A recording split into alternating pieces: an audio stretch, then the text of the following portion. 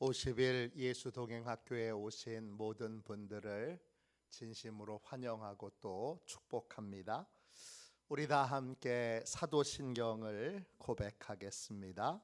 나는 전능하신 아버지 하나님, 천지의 창조주를 믿습니다. 나는 그의 유일하신 아들 우리 주 예수 그리스도를 믿습니다. 그는 성령으로 잉태되어 동정녀 마리아에게서 나시고 본디오 빌라도에게 고난을 받아 십자가에 못 박혀 죽으시고 장사된 지 사흘 만에 죽은 자 가운데서 다시 살아나셨으며 하늘에 오르시어 전능하신 아버지 하나님 우편에 앉아 계시다가 죽은 자를 오십니다. 나는 성령을 믿으며 거룩한 공교회와 성도의 교제와 죄를 용서받는 것과 몸의 부활과 영생을 믿습니다. 아멘. 죄송합니다. 우리 함께 찬양 드리도록 하겠습니다. 찬송가 546장입니다. 찬송가 546장 함께 우리 찬양 드리도록 하겠습니다.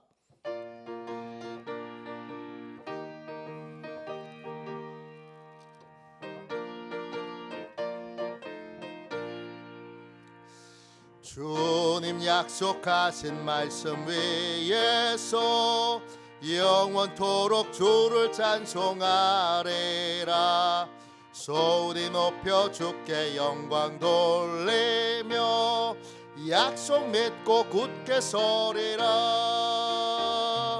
굳게 서리 영원하신 말씀 위에 굳게 서리 굳게 서리 그 말씀 위에 굳게 서리라.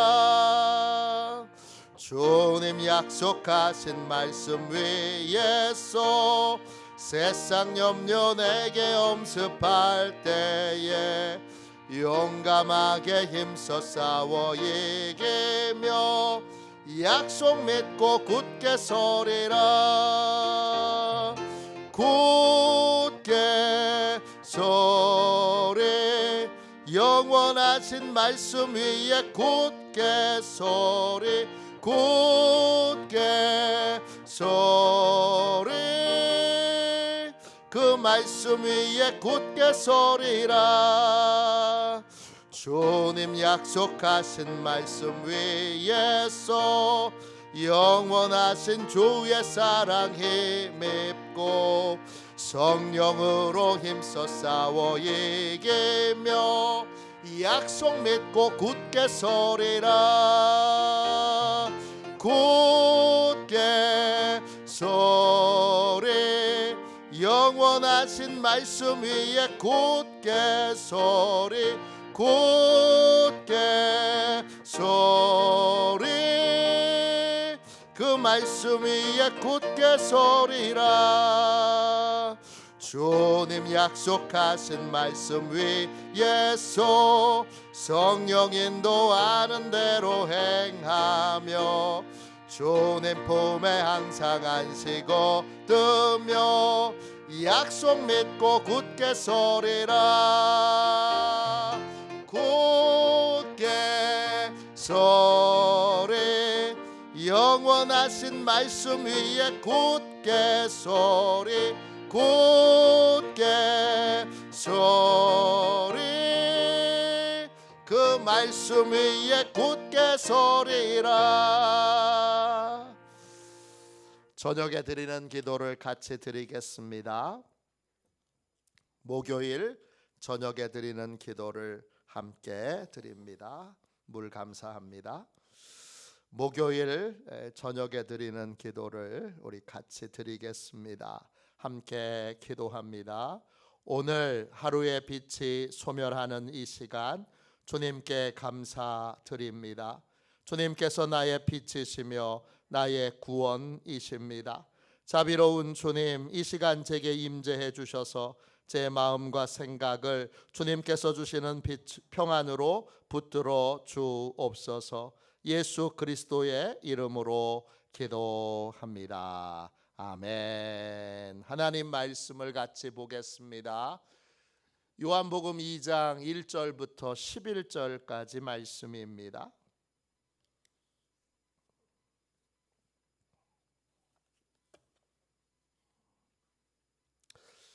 요한복음 2장 1절부터 11절까지 말씀입니다. 우리 귀한 말씀 신약성경책 144쪽입니다. 귀한 말씀을 같은 목소리로 함께 읽도록 하겠습니다. 함께 읽습니다. 사흘째 되던 날 갈릴리 가나에 혼례가 있어 예수의 어머니도 거기 계시고 예수와 그 제자들도 혼례의 청함을 받았더니 포도주가 떨어진지라. 예수의 어머니가 예수에게 이르되 저들에게 포도주가 없다 하니 예수께서 이르시되 여자여 나와 무슨 상관이 있나이까? 내 때가 아직 이르지 아니하였나이다. 그의 어머니가 하인들에게 이르되 너희에게 무슨 말씀을 하시든지 그대로 하라 하니라. 거기에 유대인의 정결 예식을 따라 두세 통 들은 돌 항아리 6이 놓였는지라. 예수께서 그들에게 이르시되 항아리에 물을 채우라 하신즉 아귀까지 채우니 이제는 떠서 연회장에게 갖다 주라 하심에 갖다 주었더니 연회장은 물로 된 포도주를 맛보고도 어디서 났는지 알지 못하되 물터온 하인들은 알더라.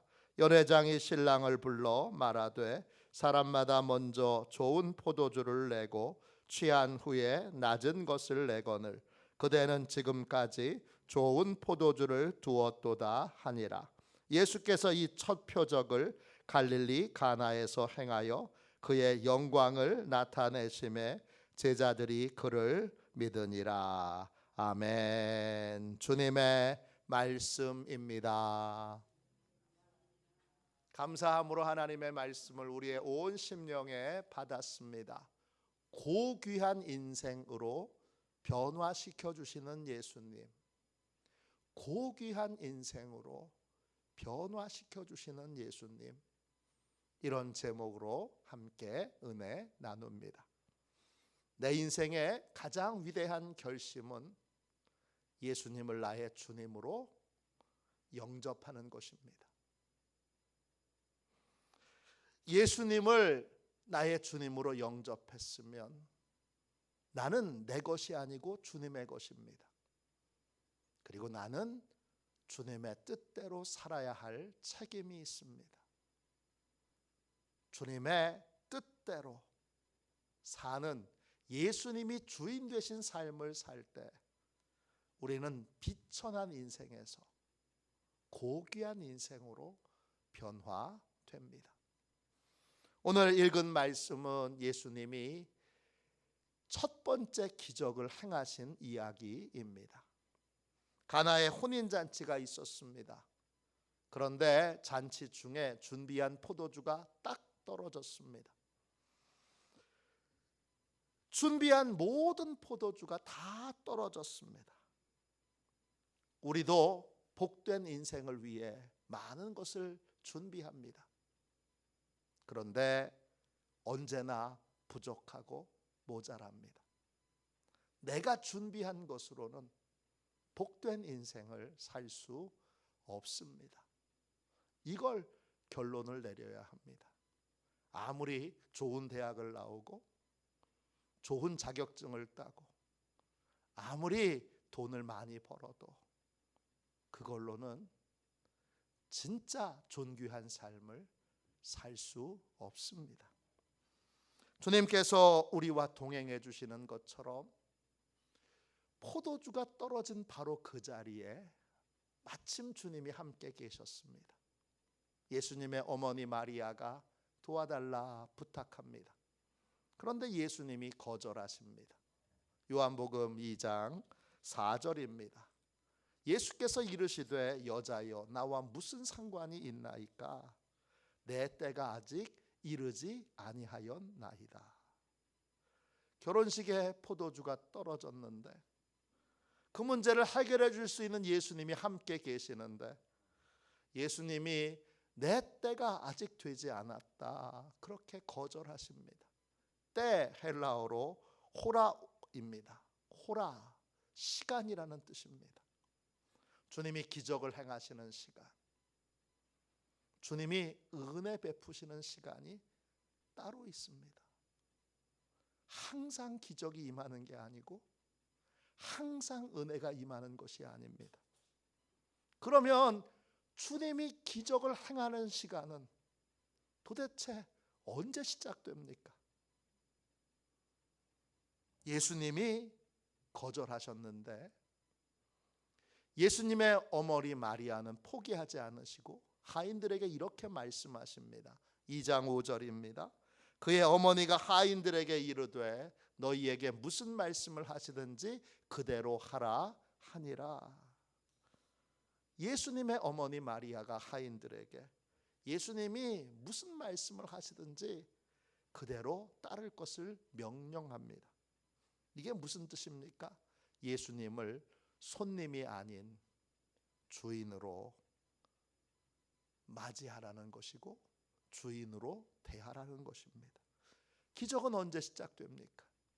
예수님을 내 인생의 주인으로 영접했다면 그 예수님이 진짜 주인 노릇하실 수 있도록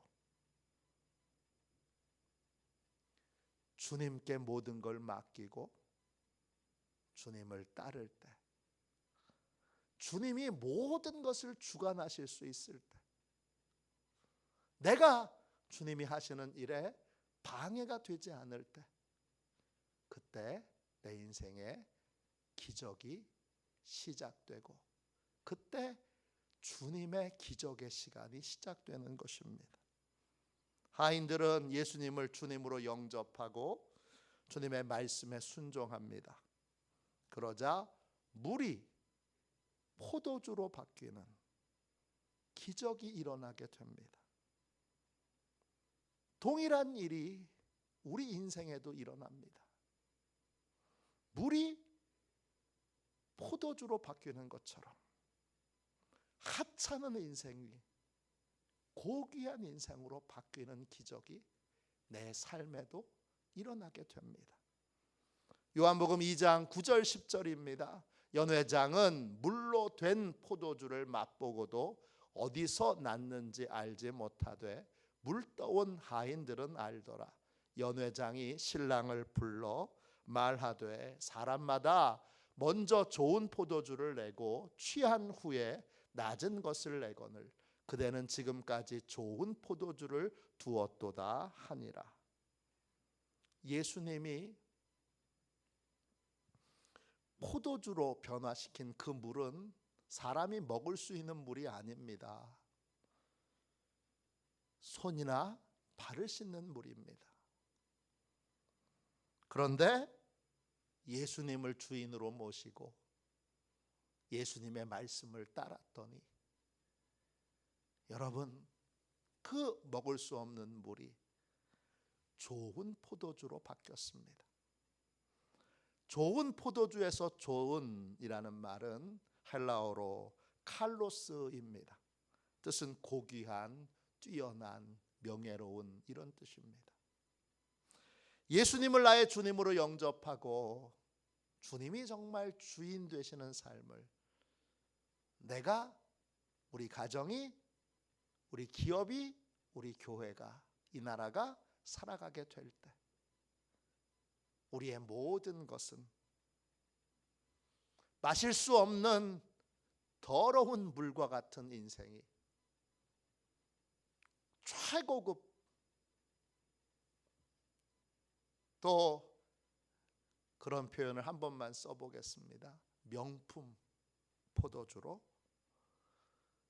바뀌는, 명품 포도주와 같은 인생으로 바뀌는 기적이 일어나게 됩니다.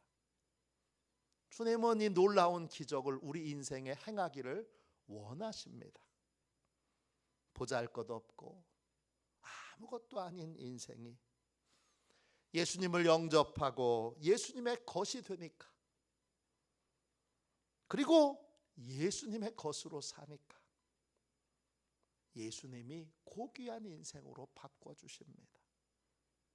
주님과 동행하는 모든 사람에게는 당연히 이런 일이 일어나야 합니다. 예외적으로 어떤 사람에게만 있는 것이 아니라 모든 사람에게 이 일이 일어나야 합니다. 저와 여러분에게도 이 일이 일어나게 되기를 주님의 이름으로 축원합니다. 하나님이 우리를 창조하셨을 때에 놀라운 복을 받도록 계획을 세우셨습니다. 저희가 전도할 때 컵 홀더에 하나님은 당신을 위해 놀라운 계획을 가지고 계십니다. 하나님은 놀라운 계획을 가지고 우리를 창조하셨습니다. 그런데 그 예비된 복과 은혜를 죄가 누리지 못하게 합니다. 로마서 3장 23절입니다. 모든 사람이 죄를 범하였음에 하나님의 영광에 이르지 못하더니, 하나님의 영광, 이게 창조된 모든 인간들을 향한, 피조물이 아닌 오직 인간들을 향한 하나님의 아름다운 계획이 이루어지는 것입니다. 누에벌레가 있습니다. 누에벌레가 평생 뽕잎을 갉아먹는 것으로 인생을 끝낸다면 그런 인생은 하나님이 계획하신 인생이 아닙니다. 누에벌레를 향한 하나님의 계획은 나비가 되어 훨훨 날아다니는 것이고, 뽕잎이 아니라 꽃의 꿀을 따먹는 그러한 인생을 사는 것입니다. 그런데 만일 누에벌레가 평생 누에벌레로 끝나거나 또는 꽃이 안에 들어가서 번데기로 삶을 마친다면 그건 하나님의 영광에 이르지 못한 것입니다. 누에벌레가 나비의 영광, 하나님의 영광에 도달하려면 꽃이 안으로 들어가서 번데기가 되어야 합니다. 그리고 다시 그 꽃을 파괴하고 나와야 합니다. 나비가 되는 영광을 누리기 위해서는 두 가지가 필요합니다. 번데기가 되도록 꽃이 안으로 들어가는 것입니다.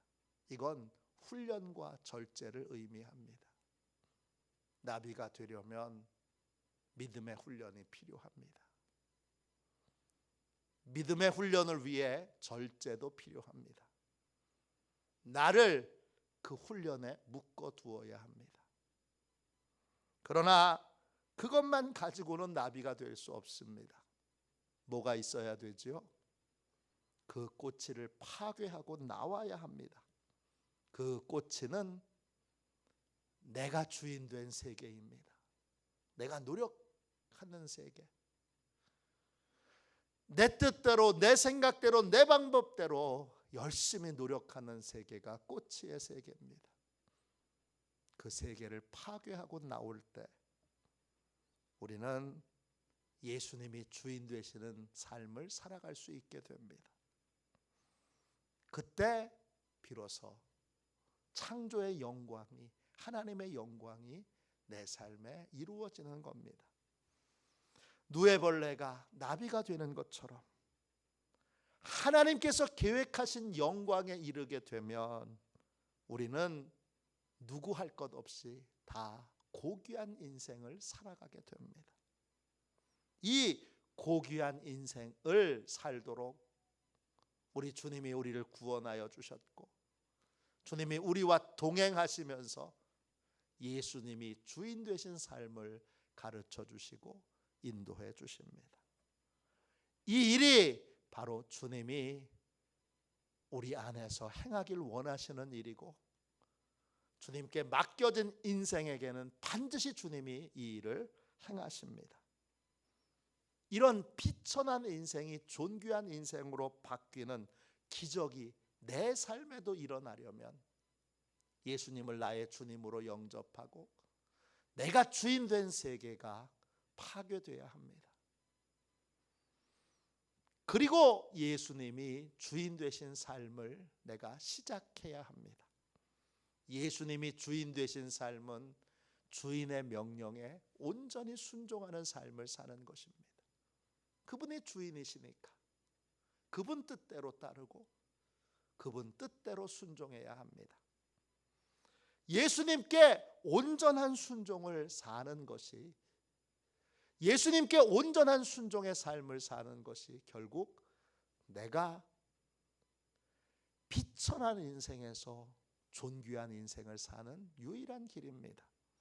그럼 온전하게 예수님께 순종한다는 게 뭡니까? 오늘 본문이 두 가지를 소개합니다. 첫 번째,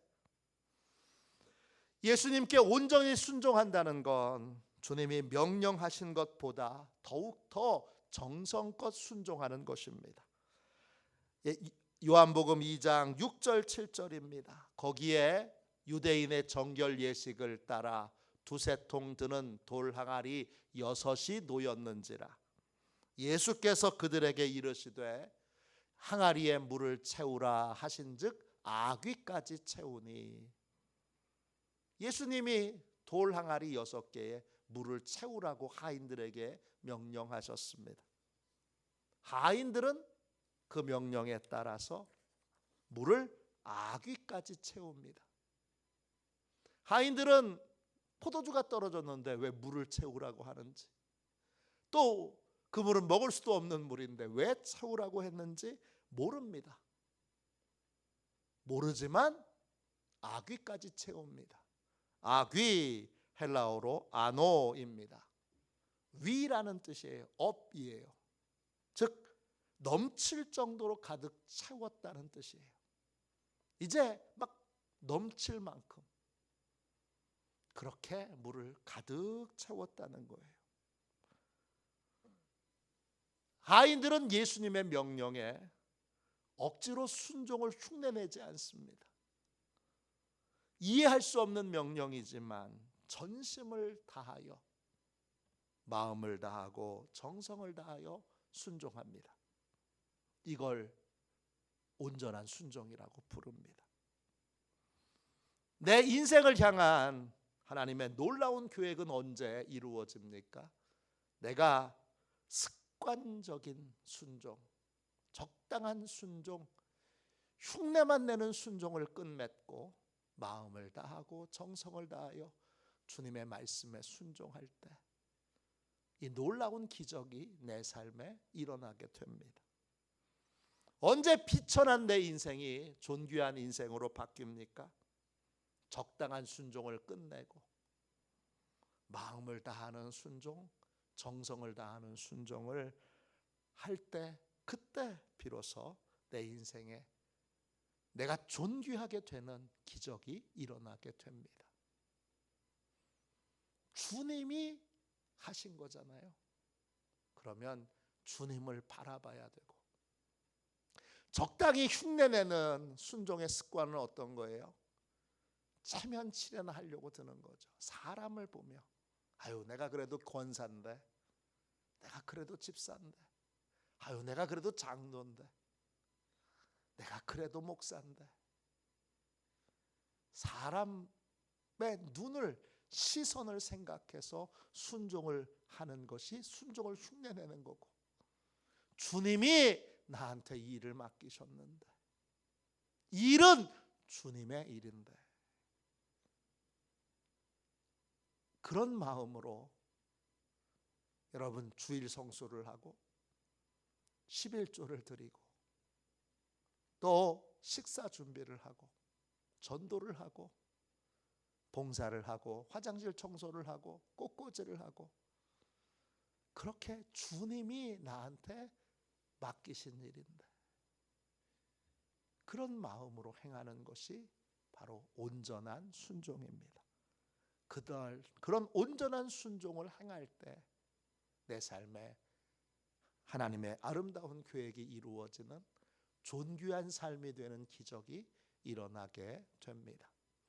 두 번째, 예수님께 온전히 순종한다는 건 구체적으로 어떤 것입니까? 주님의 명령에 희생할 각오를 하고 순종하는 것입니다. 요한복음 2장 8절입니다.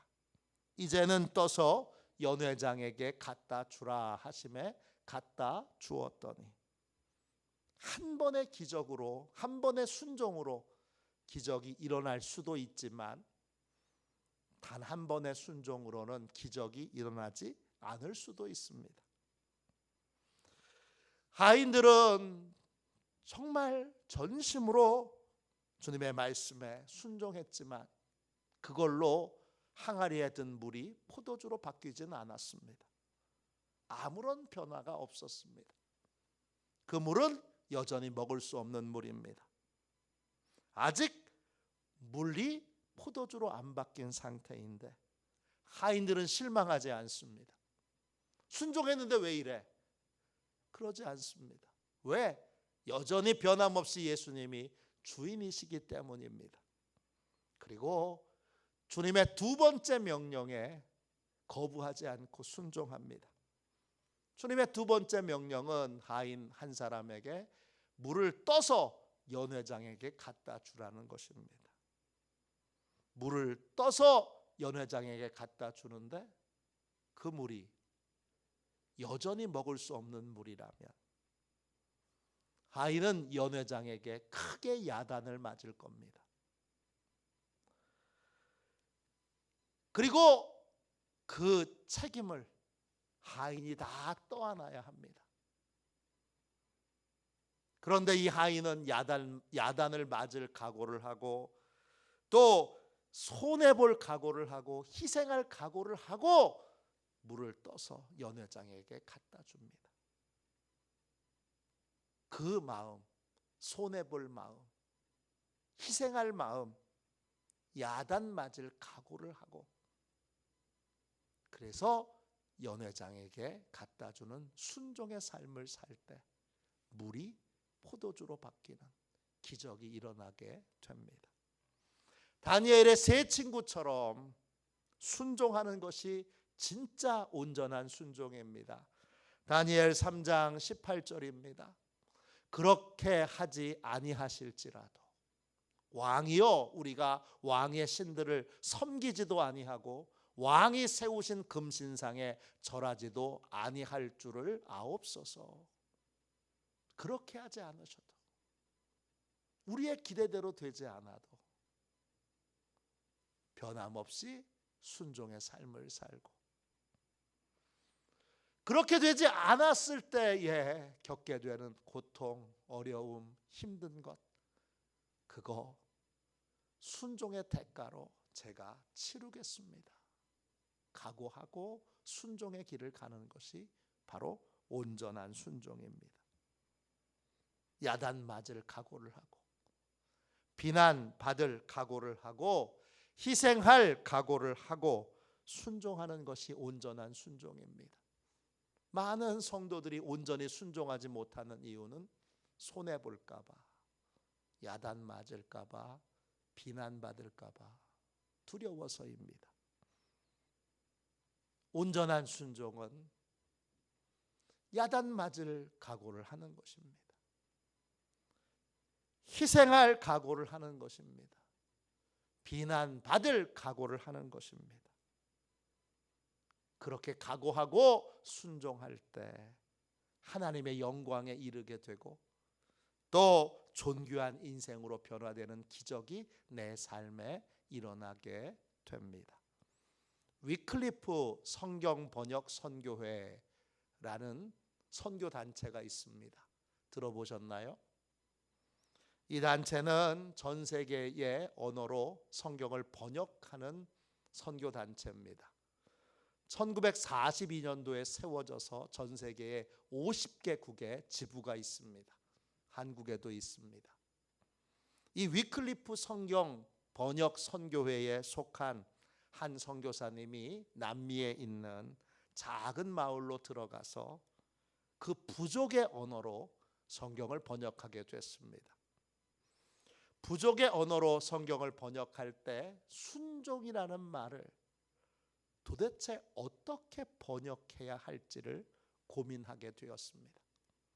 어느 날 그 마을에 사는 아버지가 아들에게 심부름을 시키는 장면을 보게 됐습니다.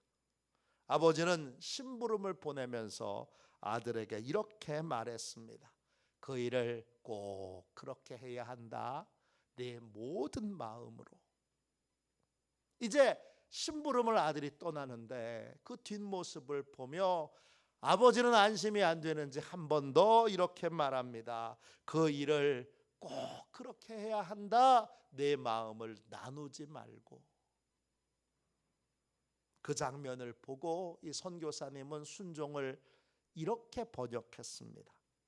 마음을 나누지 않고 모든 마음으로 따라가는 것. 예수님이 주인이시라면 우리는 주인 되신 예수님께 순종해야 합니다. 그래야 내 삶에 아름다운 하나님의 영광이 임하게 되고, 그리고 나는 존귀한 인생을 살 수 있게 됩니다. 마음을 나누지 말고 모든 마음으로 주님의 말씀을 따라야 합니다. 예수님을 나의 주님으로 영접했다면 마음을 나누지 말고 모든 마음으로 주님을 따를 때 하나님의 영광에 이르게 되고, 그리고 내 인생에 존귀하게 되는 복을 받고 누리게 됩니다. 이런 놀라운 인생의 기적이 당연히 일어나야 합니다. 우리 교회에 와서 예수님과 동행하는 삶을 배운 모든 성도들은 다 이런 놀라운 기적의 주인공들이 다 되시기를 주님의 이름으로 축원합니다. 기도하겠습니다. 가슴에 손을 얹고 기도하겠습니다. 자비로우신 하나님, 예수님께서 진짜 내 인생의 주인이셨는지, 내가 내 삶의 모든 것을 주인의 뜻대로 했는지 내 삶을 돌아보게 하여 주시고, 성령님께서 분명하게 내 삶의 실체를 드러내 주셔서 내가 진심으로 예수님께서 주인 되신 삶을 살도록 이끌어 주옵소서. 오직 주님만 바라보며 주님의 명령에 전심으로 순종하고 반복해서 순종하고 계속 순종하는 복된 삶을 살게 하여 주옵소서. 하나님의 영광에 이르는 인생, 존귀하고 복된 삶을 사는 인생으로 주여 주님의 뜻이 이루어지는 아름다운 은혜와 복을 누리도록 축복하여 주옵소서.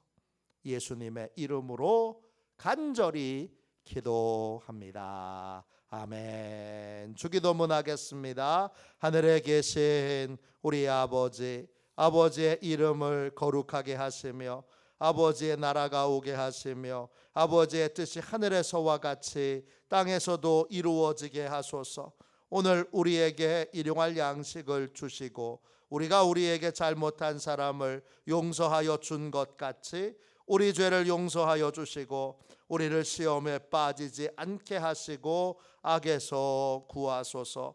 나라와 권능과 영광이 영원히 아버지의 것입니다. 아멘. 우리 두 손 들고 함께 주님 3번 부르짖어 간절히 하나님 앞에 기도하겠습니다. 기도합니다. 주여, 주여,